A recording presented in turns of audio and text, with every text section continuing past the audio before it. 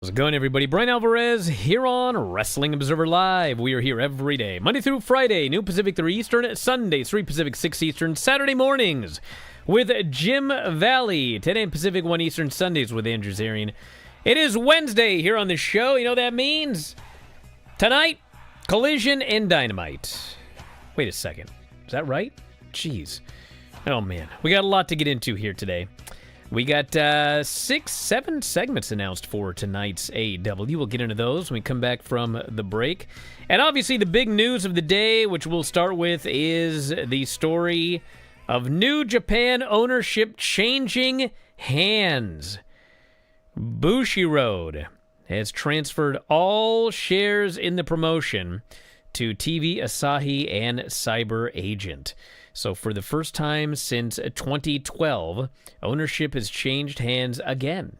So we'll tell you about what that means, doesn't mean, at least what they claim, and we'll go from there.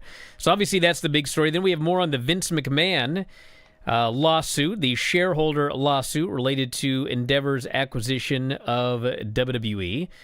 Vince and Nick Khan, Paul Levesque, Michelle Wilson, George Barrios all being sued regarding the 2023 sale/merger process. So we'll tell you what the latest is in that. Got some Best of the Super Juniors notes. We got update on Ludwig Kaiser, who has the biggest match of his career coming up this weekend.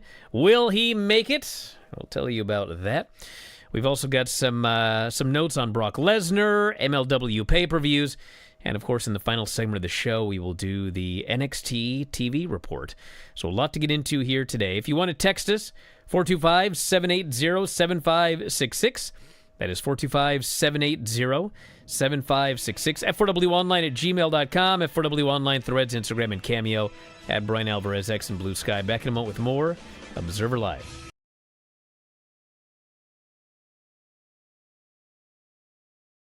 We did, in fact, by popular demand, watch Ready to Rumble. The champion is some fat loser. Yeah, he's a completely talentless, no athletic ability, can't wrestle, broke bum that walked out on his wife and kid. But he was over. He's the world champion. He and was. In the movie, the well, yeah, but storyline that's a microcosm of wrestling, sadly. Yes. He feels so bad about drinking this entire slushie that cost $1.26, and he sticks his finger in his asshole and walks up to the clerk. Lance is dying. How could the movie be so bad? I'm not going to fault the man for that, of all the things in the movie. I thought for sure you were going to say you'd done this before. There's a reason I'm not going to fault the man for that. I just think with all the porta potties and farting in this, that I think Vince McMahon was a secret producer on this film. Had to have been. So then we get the Shermanator. He's played a WCW arcade game. He uses some internet sleuthing to find the personal information of Jimmy King. He's searching the internet. Can find out anything on here. This movie is so antiquated. Every Nitro Girl is in a Nitro Girl outfit, except for this girl. They had her dance in something totally different. Brian, like the captain. So we're so stupid. I got it. Captain yes, Stavin? If you're watching this film, you're that stupid. I'm sorry. But I was also insulted by the fact they hired Michael Buffer to announce the Royal Bash, the fake-ass Royal Bash. $24 million budget. Wow. And probably $500,000 of that went to Michael Buffer. It made 12. You know, we should mention this cage match is the triple-decker Cage of Doom. Everybody buried it. It was horrible. Everybody hated it. And so they decided to make a movie. And what is the final battle? It's another goddamn triple-decker cage match. This would be like in 2010 if like TNA made a movie and the final match was a reverse battle royal. They throw powder in someone's face, DDP's I think, or somebody's, and the dude just looks at it and goes, "It doesn't work." It's like, of course, because wrestling's fake and stupid. Should we just end it there? What a soundbite. There has never been a movie I have watched in my entire life which has made me hate myself more. Wow. I'm ashamed that I'm even in the place at 41 years old where I would end up reviewing this movie for money. I would have made it out of here by now. You know what I mean? I'm done. Well, everyone, hopefully we can do this again someday. Instead of suffering through the YouTube chat, click like and subscribe.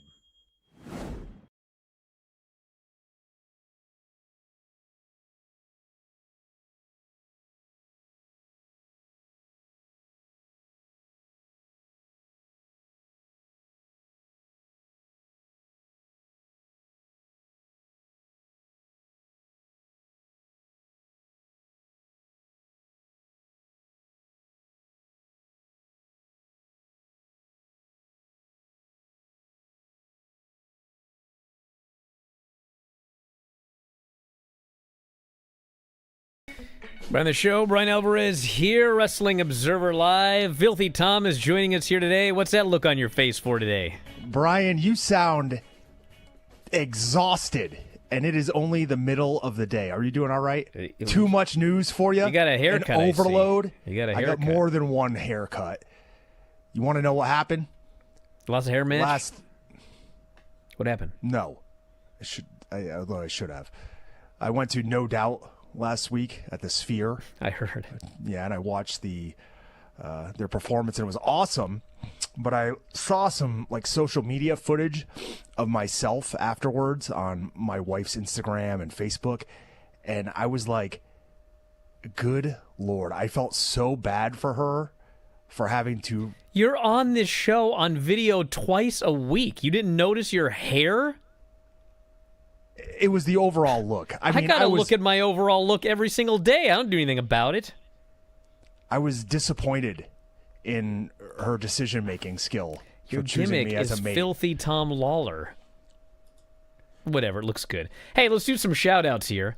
Want to wish a happy birthday to old Sandman on the chat. Looks like he's 40 today, although I think he typed something wrong there. But I think he's 40. So happy birthday to Sandman. I sat with him at WrestleMania 2 years ago, actually. So hopefully he has a great day. And also, I want to do a big congratulations to Aubrey Rimmert, who won the Missouri State Championship second year in a row, track and field, the javelin throw, through 140 feet. Wow. You may be asking why. Coach Walton, who is a previous prediction show winner, he called in at the beginning of the year, and he predicted that she would win the state championship. Wow. And also, he predicted that Athena's title reign would beat Roman Reigns and Hulk Hogan's title reigns. So if that happens, he will be a two-time prediction show winner. I think it's inevitable. Well, so how close are we? Congratulations to Aubrey and Coach Walton. How close are we to Athena's record? I don't know. Anyone have the stats? Somebody can get them for me here. Right now. All right, you do that while I talk about the big story here, which is not your hair. So obviously, the big story today, the ownership of New Japan changing hands. Bushiroad has transferred all shares to TV Asahi and Cyber Agent. New Japan now a consolidated subsidiary. That's too many big words for me today. Consolidated subsidiary of TV Asahi. Thank you. TV Asahi, New Japan's longtime broadcast partner, already owned 22.7% of the shares. Bushiroad owns 70% of New Japan. Transfer shares were broken down to basically 46.3%. The share value transfer is approximately $22.6 million. So if you look at the value of WWE and AEW and these big American promotions, that's a freaking steal for New Japan right there. Cyber Agent already owns Noah, DDT, and Tokyo Joshi Pro. And also the streaming platform Abema, which right now is broadcasting WWE content in Japan, which is very interesting. Although WWE programming is moving to Netflix at the end of this year. So very likely New Japan may end up on that streaming service there as well. And well, Brian, yes, hold on. Yes. Because I want to make this quite clear that it is Cyber Agent that bought these shares of New Japan. It is not Cyber Fight. Well, Cyber Fight is Cyber Agent's subsidiary. Correct. However, they are separate. They are not. Okay. That is a big distinction. I didn't argue it. I just said thank you, Tom. Now, what does this mean? Well, apparently those in New Japan have basically been told business as usual. Best of the Super Juniors continuing. The relationship with Stardom is continuing. Everything is just continuing on. And the feeling is it'll probably be a positive for everybody. There were a lot of people in New Japan who were not exactly the biggest fans of Bushiroad and decisions Bushiroad had made. There's apparently going to be more money put into New Japan for various things, although a lot of people just sign new deals, so I'm not sure how that's going to benefit them imminently, but very likely there will be more TV Asahi specials. I mean, everyone seems to be rather bullish on this whole sale. Yes, Tom. Well, they have been a partner of TV Asahi since the 70s, so that is not a new partner for them. They have done business with Cyber Fight and Cyber Agent many times in the past, but Bushiroad itself is a card game company, right? And Cyber Agent is much different. They are much more versed in the world of media and digital media especially, and one of the biggest gripes that I have with New Japan as a fan is that New Japan World sucks.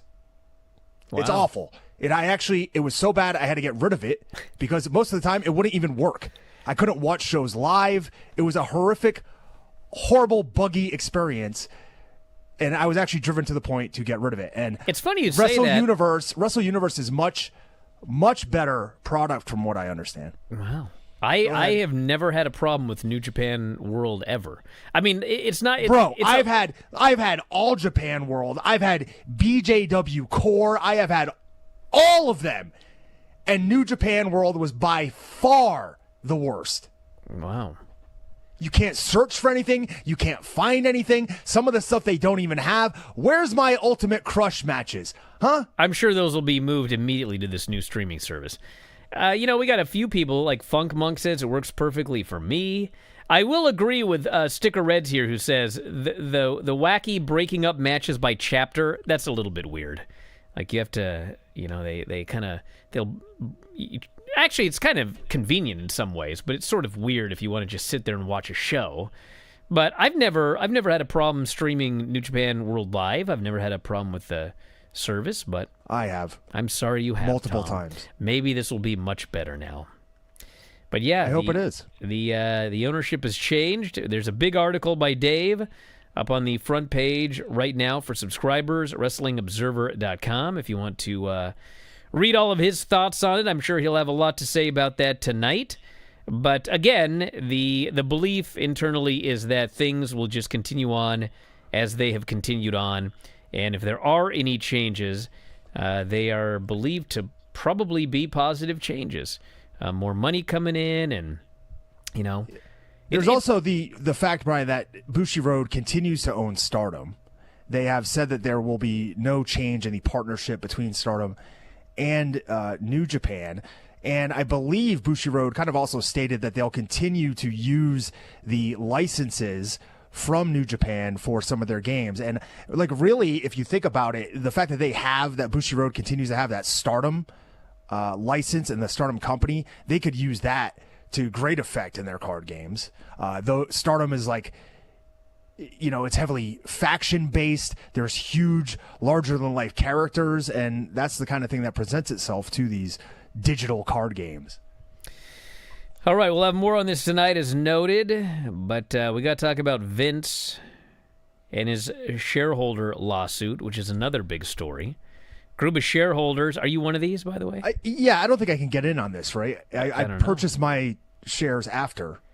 So. They are suing McMahon, Nick Khan, Paul Levesque, Michelle Wilson, and George Barrios. They are not suing WWE nor TKO.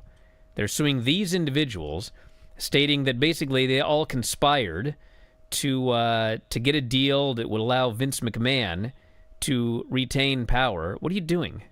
Why is the camera on me? Sometimes it I happens, haven't been talking for like a minute. Relax, brother. So, what do you got to do your hair? So the claim is that they conspired to do a sale that would allow Vince McMahon to remain in power and potentially passed up on better offers, which of course would have, in theory, affected shareholders. Although there's a lot I can say about this lawsuit. So I guess I'll do that after the break. Observer Live.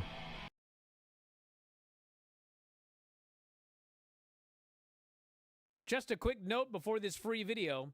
If you click like and subscribe, I'd be very thankful. What was up with this week? Everyone thinking Monday was Tuesday. That was just Everyone? you, sir.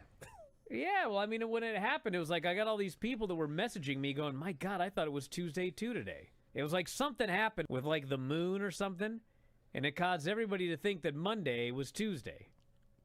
You know what I'm saying? No. Like, God, am I losing it? Yes. Have you ever lost something and gave up all hope before finding it in an obvious place? Yeah, my mind. I went to go make her the quesadilla, and I opened up the pantry, and there's no tortillas. Looked down on the ground, and there's the package that they used to be in, but there's no tortillas. So I call Hanale over, and she says, well, I didn't know how to close the bag. Uh-oh. So I put them all in a box of light bulbs. I said, why did you put them in a box with light bulbs? Swear to God, she goes, if that box is good enough for light bulbs, it's good enough for tortillas. And I said, no, that's not worse. I open the box, these tortillas are hard as a rock. She is so your daughter. Crumbling to dust. It's insane. God. I lost my wallet at the Alamo Dome. The next day, I got a call from an usher that he found it.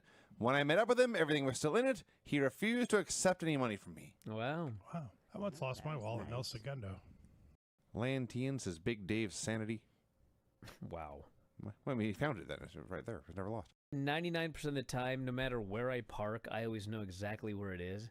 But there's always that 1% of the time where is my car?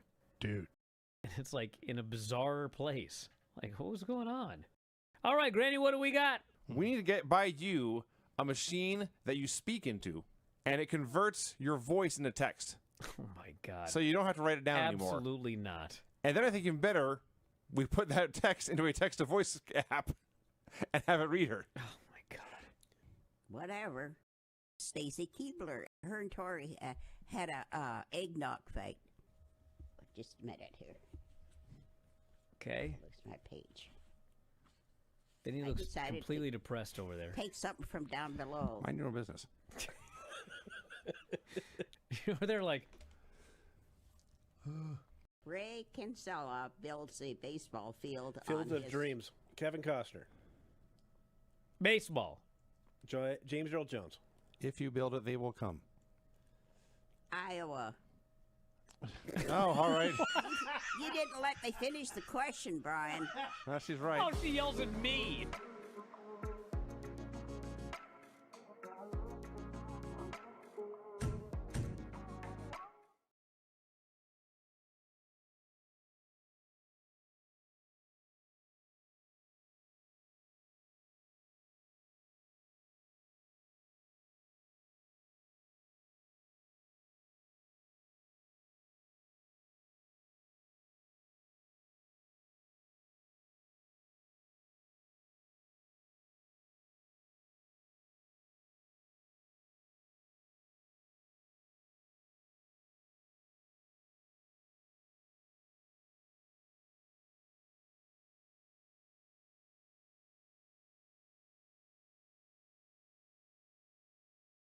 Bringing the show, Bryan Alvarez here, Wrestling Observer Live. So this lawsuit thing, which I don't think you can get in on, Tom. I know you're trying.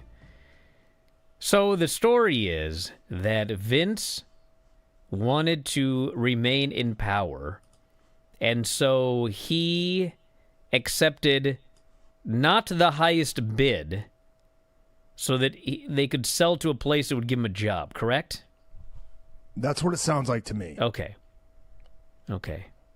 So I got a few questions here. Like, obviously, this is a publicly traded company, and so you do have a Obligation to the shareholders. sure, exactly. But like, I'm trying to figure out a way to say this without making it like, okay, let's say that. Here we go. It's not what Yes? this is about. No, It's listen, not about what. It's hold not on. about what ended I up- haven't okay. even given my analogy yet.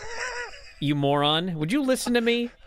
Let's say there's a pick the most horrible person in the world right now. You Javon okay? Evans. What'd you say? Javon Evans. How dare you? Well, made with Penta. Okay, let's of say those that two. I own a publicly traded company.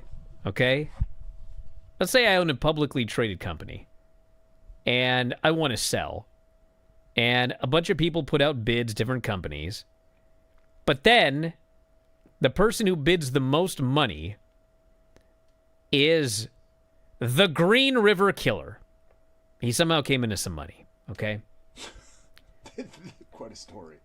Do I have to sell to the Green River Killer because he offered the most money? I'm not saying that whoever bid the most is a terrible, but I'm just saying, like, as a business owner, even in a publicly traded company, if a bunch of people make some bids, and it's not like, they were all close, they were all relatively close. I have to go with the highest bidder. There's like no circumstance in which I, as the owner, can go, I'm not really sure I want that one. Is that what we're talking about here? That's my question. Answer that. I think the issue is that he sold to a lower bidder to remain in power after the sale. It is not so much that he sold to a lower bidder for the good of the future of the company. But as the which you could majority argue- shareholder, he's not allowed. Like, obviously, he was going to want to sell somewhere where he'd have a job, right? My question is, like, that's not allowed. If I decide to sell whatever, and it's like, I want to sell so that I can still keep doing this show, but like the higher bidder by $7,000 is like, nah, we're going to get rid of you. It's like, I guess I'm done. I mean, I guess you have to? Like, we all know he wanted to stay in power. I mean, that's a part of the thing that's like, that's a revelation that he sold to somewhere that would like keep him in power. Which, Well, by the way, he didn't end up in power, okay, which is clearly there's some thought process there that there is a bidder that could have bought the company and taken it in a direction that would have resulted in bigger gains for the shareholders. But again, that is like, how do you prove that? Are you doing poorly as a TKO shareholder at that sale? Let me put it this way. When you're deleting stuff and getting rid of messages left and right, what does that tell you? Well, obviously, it probably there- tells you that There's clearly a shady aspect to this, don't get me wrong, and that's part of the story here. The judges ruled that McMahon and Khan, quote, acted recklessly by using the messaging app Signal and changing their settings so that messages would automatically delete after a short period of time. Seems like a TKO issue. Destruction doesn't it? of Seems evidence. Like a TKO problem. Hey, how about the fact that Ari Emanuel's nephew or whoever never stole that phone from Dana White? That they just found that phone in the back of Dana White's car? You know about that? Yeah, just found Huh. it. Listen, guys, I'm not defending Vince or Nick Khan or any of these people. I'm just asking a legal question here. What is allowed and what is not allowed? I mean, is it really that if you are a publicly traded company and a certain company, which maybe you want nothing to do with, maybe the people that own it you find despicable, whatever, like you're forced to sell to that company because they made the highest offer? Is that the law? That's my question. Tom's looking it up. Ask whatever. That Grok thing. Yeah. Disregarded higher, potentially more lucrative cash bids to ensure that he maintained his standing. I know that. I'm asking the legality of it. This is a And lawsuit. he pre-planned the Endeavor deal ahead of the bidding process so that it wasn't a real bidding process, rejected cash offers, and destructed evidence. These are all things that you cannot do. Well, obviously you can't destroy evidence, but I'm just asking about the idea of, who cares? You're not going to answer my question. If anybody knows the answer to this, send me an email. I want to know what, I want to hear from a lawyer about the legalities of all Well, this. you're going to hear I from a understand- lawyer instead. How about that? I understand. I don't want to hear from a lawyer. I want to hear from a lawyer. Did I not make that clear? So anyway, They're going to trial June 8th. And Vince McMahon, Nick Khan, Paul Levesque, Ari Emanuel, Mark Shapiro, and others will all be testifying. So that's very interesting. So we'll have some answers in 2 weeks. Right? Correct. Oh. What? Bro, just the first thing on the lawsuit. The plaintiffs contend that a corporation's controlling stockholder steered a sale of the company to his longtime friend. In return, the controlling stockholder received a senior role at the post-transaction company and help dealing with a federal investigation into his alleged sexual misconduct. Well, that's certainly shady, that part. Discovery revealed that the controlling stockholder and the company's senior officers communicated using ephemeral messages. I like that word. Ephemeral. Hey. Ludwig Kaiser is allowed to travel, but he must appear in person for all future court dates and abide by all previous conditions of his bond, like not being allowed to have any contact with the alleged victim, not consuming alcohol to the point of intoxication, and not using any drugs unless prescribed by a doctor. It says nothing about what was the term they used about how they were making out? I don't know. Aggressive, yes. Something. It was. Aggressive. Anyway. So he can go to Mexico. He's going to be there for the big mask versus mask match. What a story. This Ludwig Kaiser. Like, he makes out with his incredibly hot Hispanic girlfriend and then punches some guy out. Yeah. That's what happened. Gets allegedly. Allegedly. Gets bailed out by the Did he really get bailed out by Gunther? That is what the court documents said. Gunther Hahn. My God. That is incredible. They don't want to. I think they gotta seal that. Can't kill that gimmick. Too late. His name isn't Gunther Hahn. It's Walter Hahn. That's what I meant. Sorry. Okay. Because Gunther was like, wasn't that like his grandfather or something? Yeah. Pretty sure. Or no, wait, didn't he have, I can't remember the whole details. There was something. Remember they were going to name him after somebody who ended up being a Nazi? Yeah, it was like, I think there was a last name attached to that Gunther. Oh, that's right. Wasn't it Gunther Stark or something? What was it? Like, but they dropped the last name eventually. But I think Gunther was actually the name of like his grandfather. So are you sure you read it wrong and it wasn't Gunther's grandfather that bailed out Ludwig Kaiser? No, I read it correctly yesterday. Just checking. Yeah, he's been bailed out, so. Well, he's been in Mexico over the weekend. Well, I know that. He didn't go back into jail. I don't know what he did in Mexico, brother. I don't know. He got into that brawl with the other El Grande, and instead of canceling the match, Rey Mysterio was like, "You're going back in the clink." I don't know what's legal or not legal at this point. So, popular WWE superstar and legend, it says here, Brock Lesnar is doing he's doing a meet and greet in Saskatchewan.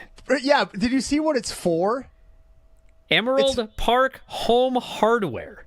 No. What he's promoting. It says here. It's like wooden grill pellets. Is that right? I'm almost positive. Just the fact that I've never heard of Brock Lesnar even doing a meet and greet for any circumstance, not for UFC, not for WWE. Now he is going to be at Emerald Park Home Hardware in Saskatchewan, hosting a meet and greet tomorrow from 4 to 6 p.m. Stop by, it says, for a pic and an autograph, and maybe a hot dog. I don't know. But he's going to be there. This reminds me of when there was a contest held. I hope Obafemi shows up. Oh, that'd be fantastic. There was a contest held. It might have even been by Walmart. And it was like, whatever place gets the most votes, Pitbull will hold a concert there. So, of course, the internet sends Pitbull to middle of nowhere, Alaska, where it's just like Inuit natives. Wow. And that guy went up there and he lit it on fire. Mr. 305. How about that? So, well, I remember when Time Magazine had the Person of the Year, Oh, Dana White? No. Dana White is on the cover of Time magazine currently. Now? Yes. As a person of the year? Or just because he's on the... No, he's just on the cover. Well, anyway, the internet people got Ric Flair, and then the Howard Stern people got Hank the Angry Drunken Dwarf as the top two, I believe, back in about 1998. You know, Hank the Angry Drunken Dwarf, also former resident of Fall River, Massachusetts. Me and him, a lot in common. Wow. Maybe you can get a room at McMenamins named after you. Back in a moment, Observer Live.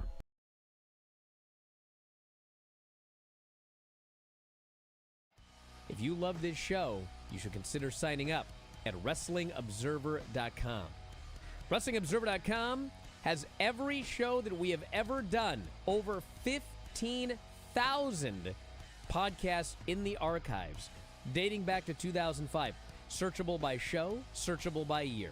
Perhaps the first show you ever watched was 2008 WrestleMania? Well, you can head into the archives and you can find the podcast we did, all built around the 2008 WrestleMania.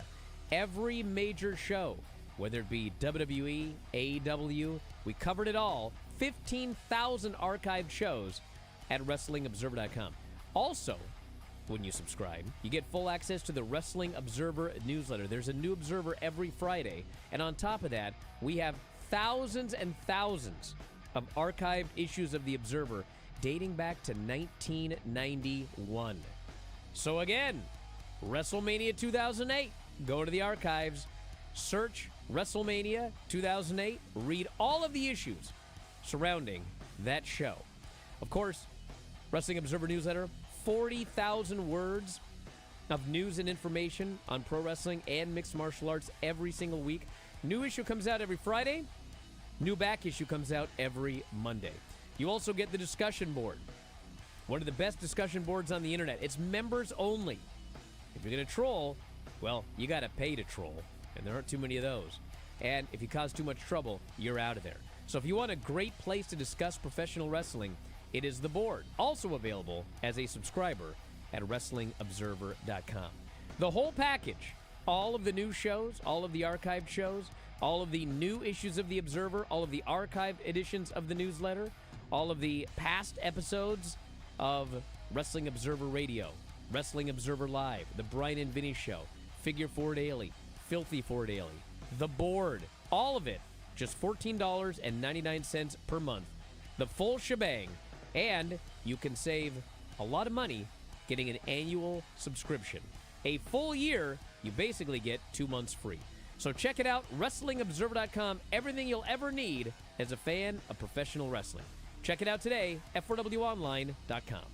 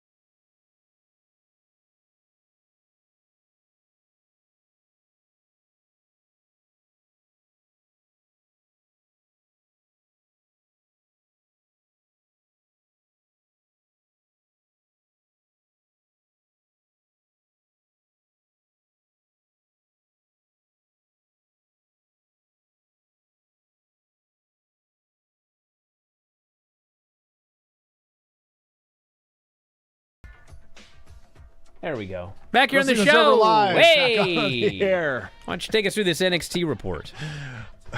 All right. NXT on the old CW. We started off with Ren Sinclair, accompanied by Kendall Gray. Once again, facing off with Kalani Jordan, who had brutalized her injured knee weeks ago. Jordan jumped her before the match even began, much to the chagrin of everyone except for Booker T. He was into it. Kalani worked over the knee repeatedly. She'd go back to it whenever Ren would be able to muster up some offense. Every single time Ren would get going, she would stop and do this like hand pose. Every single time. It was killing me. And Kalani would kill her every time she did it. Kalani did a sweet half crab using the top rope, tearing at the meniscus of Ren Sinclair. Yeah, she's coming back from that injury we couldn't figure out how she got. No. You and Dave couldn't figure out how she got How'd it. she get it? She jumped off the apron onto Kalani Jordan a few weeks ago on NXT and immediately injured it. Kalani took her out, targeted that knee for like 10 minutes during the entire match, beat her up, and she's been injured since then. That's why she was injured last week, because of the match the week before. Maybe I missed a show somewhere. You did miss a show. It was. Oh, well, thank you. Thanks for clearing it up for me. Well, you're welcome. Could have used a video recap, perhaps. Probably could have. Kalani missed the split-legged moonsault. Ren almost got the roll-up victory. Kalani locked on the lasso from El Paso, and Ren tapped out. That's what it was. I know. I love that move. It's wacky. It's pro wrestling. Kalani's a shooter now. She just tapped out Ren QCC's hold top on. name. She tapped out the champ with a wrist lock. She tapped out Lola Vice, remember? Before Lola Vice won the title. I miss that show, She too? submitted her with a wrist lock. She's been a shooter for weeks. Wow. Just like Anthony Bowens. I think I missed Will, a show and or Will two. I'm Ospreay now. Freaking lost. Hate that. Her and Will Ospreay became shooters at the same time. That happens. Tatum and Lizzie Rain were hanging out when Shiloh Hill showed up with his Mr. NXT petition. Mr. England ran down Lizzie and Shiloh. Then Lizzie said she's going redhead hunting, and Shiloh joined her. Dude, this Shiloh Hill, what is he wearing? He's got his team punishment top hat on. What is he He's got wearing? some vest with like That's the American the least flag of my and questions eagle. about this guy. I love him. He's definitely unique. He's wacky. But he's no Tristan Angels. Oh, Tristan Angel. That guy's awesome. Dark State minus Saquon Sugars because they beat him up last week. Talked about how they were real athletes, and Sugars was just some indie He's wrestler. just an indie geek. Just an indie wrestler. They talked big and loud without really saying anything of great importance, and then when they left, Sugars appeared in the audience. They just basically said that they're coming back. Bro, but they said it for like 5 minutes. I know. They never left. Did Sugars really appear in the audience? Yeah, when they did the Dark State flashing thing, Okay. he was standing in the audience. I missed that. Well, where the hell was he the rest of the show? They were running roughshod all night. He was at the end, too.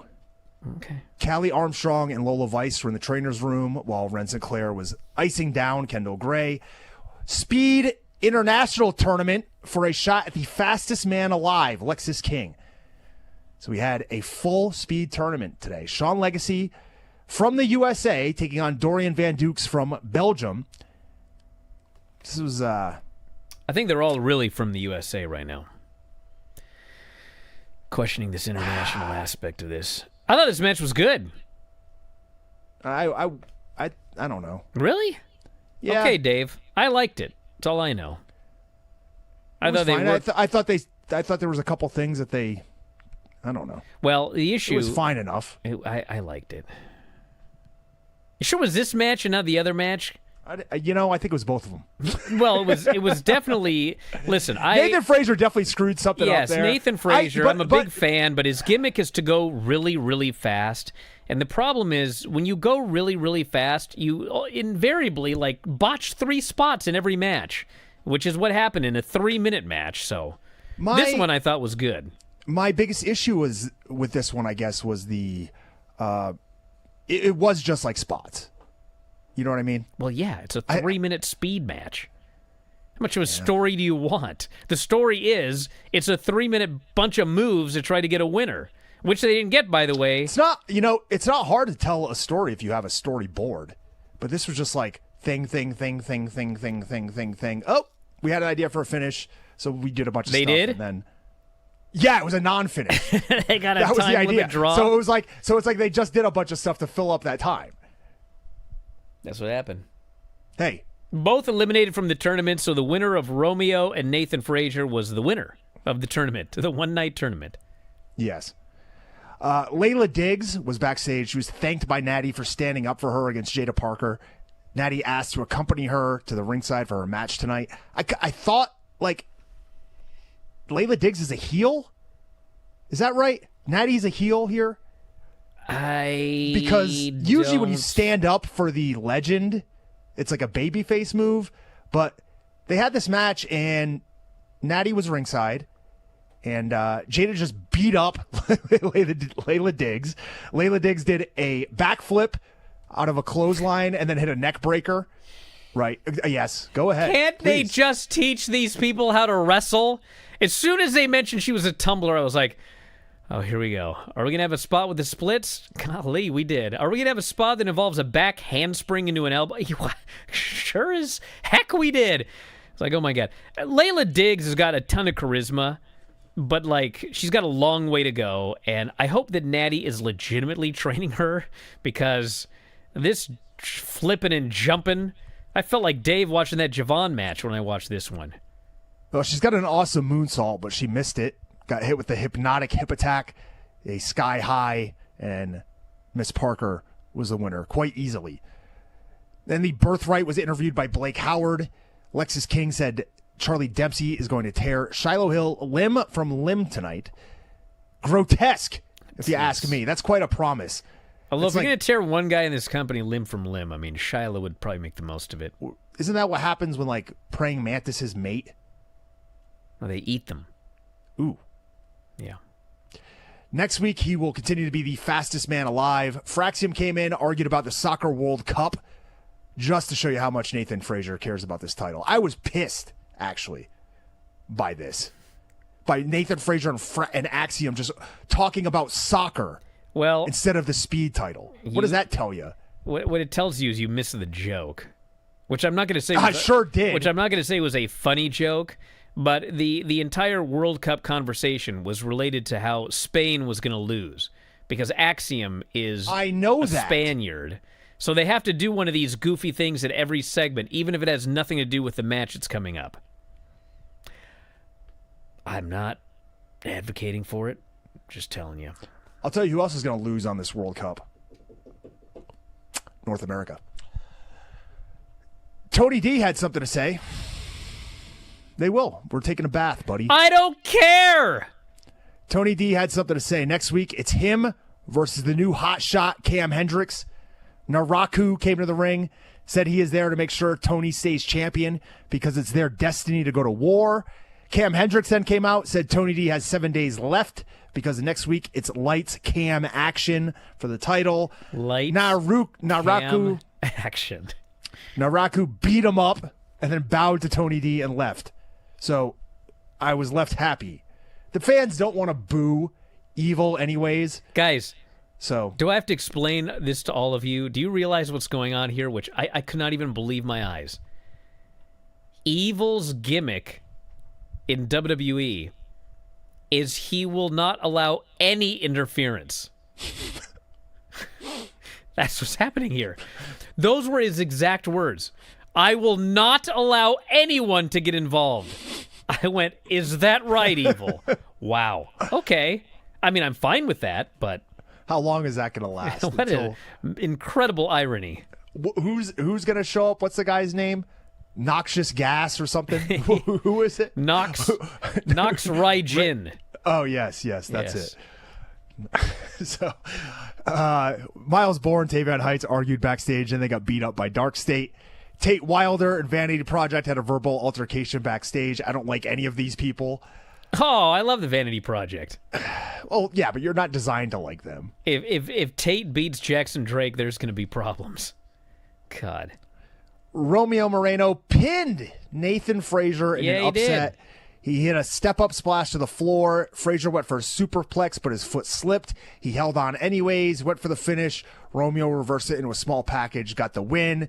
Fraxium shook Romeo and Noam Dar's hands after, and I assume this was like a passing of the torch for low-card Europeans on NXT.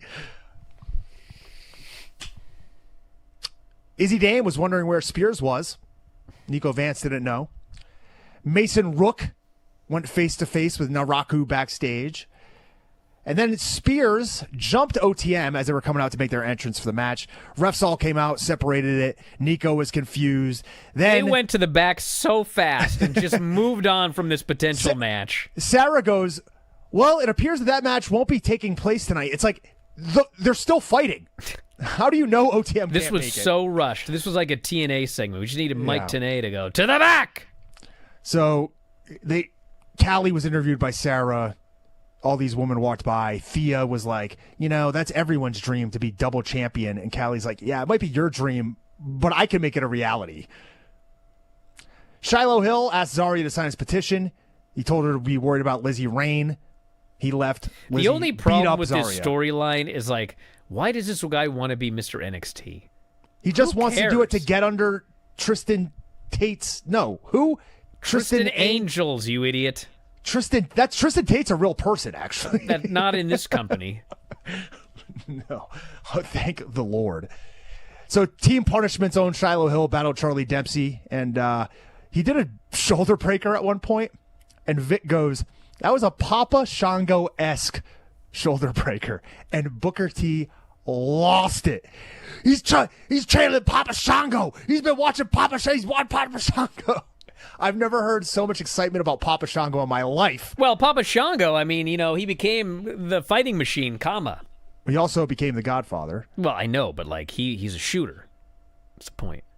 Oh, that it does make sense. That's why Shiloh Hill's in Yes. Team Punishment. Yes. And he pinned Charlie Dempsey out of the butterfly underhook suplex. He had a face-off with Tristan It looked Angels. so bad, and then Booker Well, just like, yeah, it was what awful. the hell was that? I was like, I don't know, man. It was weird. Vic's like, well, it wasn't pretty, but it got the job done. Thanks, And Vic. it was like, I get the idea. Like, Dempsey was supposed to hold on to the butterfly, and he doesn't want to let go. He's so tenacious, and he gets pinned. So he's an idiot. Yeah. Okay. It looked like crap. Izzy Dame took on Lola Vice for the NXT Women's title in the main event. Ref got wiped out on a Baisaku knee from Izzy as she was going for Lola. They collided with double clothesline, and they were both down. They struck back and forth. Lola hit the back fist, but it took forever for the ref to get there, and Izzy kicked out. Dame grabbed the title, threw it at Lola, kicked her with a big boot. The title went right into Lola's face, but Lola kicked out at 2. Then she was able to lock on a guillotine choke. Izzy got out, but Lola caught her once again with the spinning back fist. This time pinned her, got the win, danced to end the show, or so I thought, but instead, Dark State showed up, and Dark State was all about themselves as the show was about to end. And they said next week they're coming for all the gold. They're like the leprechaun. We want the gold. You remember that one? You see the leprechaun up in the tree? Say yeah.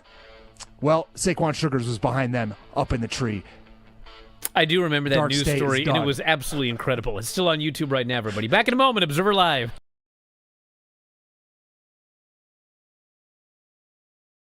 Just a quick note before this free video. If you click like and subscribe, I'd be very thankful. We got a big Elimination Chamber report here. And also Collision from Saturday, which actually was a pretty damn good show in its own right. I was not told to watch Collision. Vinny? I forgot to text him Thursday night. I figured he'd be in bed. I said I'd do it tomorrow. And then Friday I bought a car. I was busy, and I've been forgot. John comes out, looks into the camera, and says, "There's a vibe in here tonight." Sure is. I'll say. Punk's eyes are bugging out of his head. Seth is still there screaming, "Die, die!" And Seth gets his way. Punk dies. John Cena wins. I thought the finish of this was incredible. Great stuff. God, Travis Scott, Jesus God almighty. This was exactly like when Hogan used to come to the ring, Dennis Rodman trailing him, and Dennis Rodman was like on another planet. He had no idea where he was at, stumbling to the ring. He had basically have to drag him down there. This Travis Scott was on another planet, dude. Well, the first time he was on the show was on that Raw show. He was smoking a blunt in the audience. They go from the hug to a shot of Cena's angry heel face, and they cut right to Rock On. And then he kicks him right in the balls. And the crowd freaked out. The John Cena turned heel. Hulk Hogan, he was getting booed before he turned. It was a risk, but, they were getting sick of the guy anyway. The problem with Steve Austin was he was the top babyface, and there was nobody to replace him when he turned. John Cena's been gone forever. He comes back. It's not like he was going to be the top babyface. They got 50 babyfaces. Cody's the biggest babyface they got. There's no risk whatsoever turning John Cena heel. He's 10 times more interesting now. The Cena and Cody feud is 1,000 times more interesting. Travis hit Cody Rhodes in the face as hard as he could. I bet that sucked. This was a big deal, and Yeah. I didn't see it coming. You guys need to listen to Observer Live on Friday. No thanks. Because some dude called in, all bombastic and outrageous. Do y'all think that John Cena is going to be the one that turns heel and joins The Rock as his champion? No chance. And I shot him down. I laughed at him. Wow. I said it's not going to happen. John Cena's here to sell tickets and merch as a babyface for his last year. He ain't turning heel. They need to make shirts for John Cena that just say, "Can you see me now?" I got to apologize to old Dwayne. I thought that guy was out of his mind. He got me. This is awesome. I cannot wait to see where they go here.